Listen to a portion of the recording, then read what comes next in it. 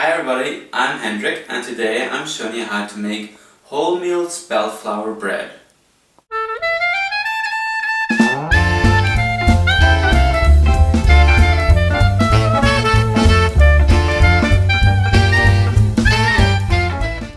Hi everybody, welcome back to another episode of The Cool Kitchen. We're baking bread again, and this is a really nice recipe for easy but tasty wholemeal bread. And I'm using 100% wholemeal flour. Normally if I make wholemeal bread I would actually use 50% white flour and 50% wholemeal flour because quite often with most types of flour it will just be too dense, the bread, you know. But I found a fantastic organic spelt flour which is just fantastically light and incredibly rich and tasty, and it's so easy to use. So I'm going to show you a recipe using spelt flour for wholemeal bread. So the ingredients you'll need for this recipe are really straightforward as every type of bread.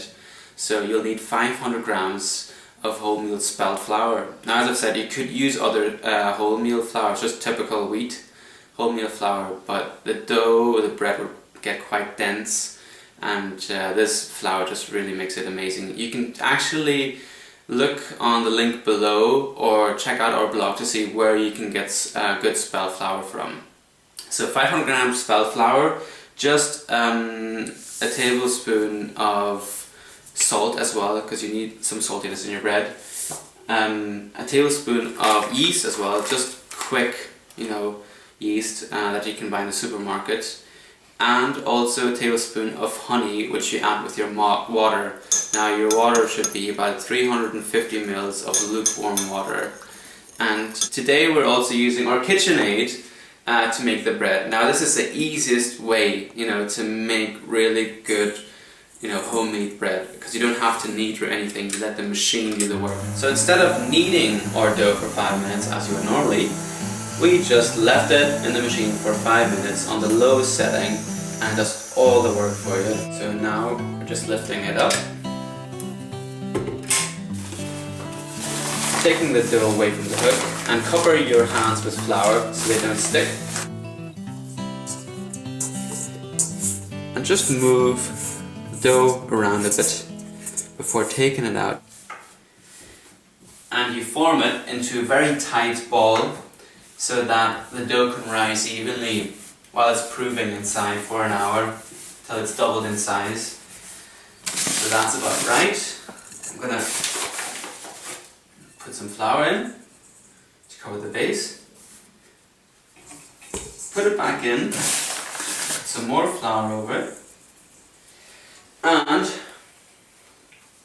just a tea towel, take this away, and just leave it there. Easy as that. Now it's been about an hour and the dough should be ready, so I'm going to check now and see. And yeah, it's about doubled in size, so all we have to do now is take it out, shape it, let it rise one more time and put it in the oven. So shaping your dough is quite an important part of making traditional homemade bread, you know, handcrafted bread really, because the shape will determine how it bakes and how it looks like later. So just put some flour on the working surface, take your dough out. It's lovely and elastic. This spelt flour really makes fantastic, easy to work with dough. So you always deflate your dough to get all the gas out, and then we turn it like so, flatten it,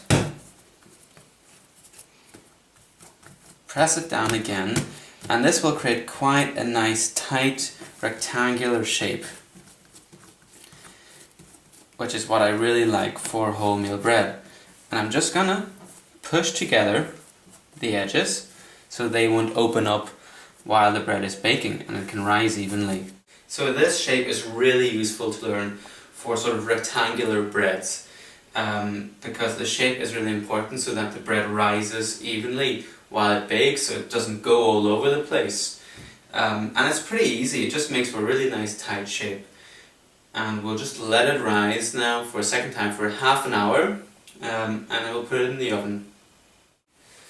So now I'm placing our loaf on one of these silicone sheets. Now the silicone sheets are really quite handy.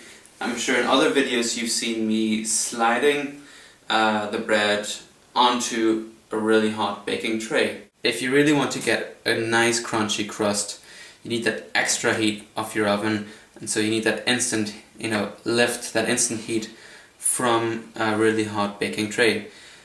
But you can also do it like this, and just use one of these silicone sheets and put it onto your hot baking tray, and everything makes it a lot easier. Just cover with a kitchen towel, leave it for 30 minutes, and it's ready. Now it's been about half an hour and the oven is ready and hot.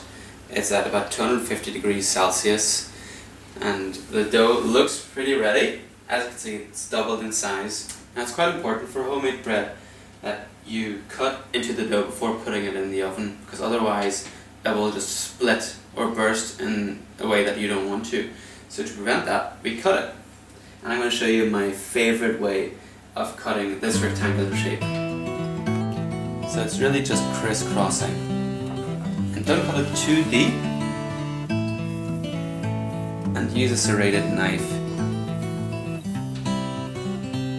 This will open up the dough quite nicely. And now we just put it in. It's hot. Sit it out for a second.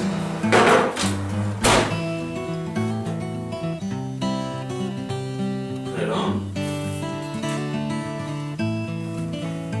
And back in.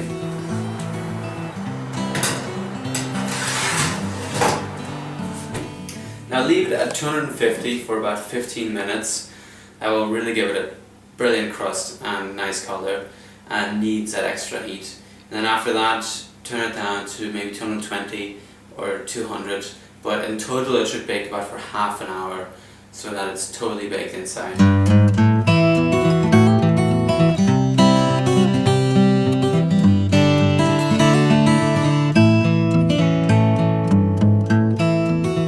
Here's our finished bread. It really looks amazing. It's got a really nice dark crust, and it's been in the oven for about half an hour.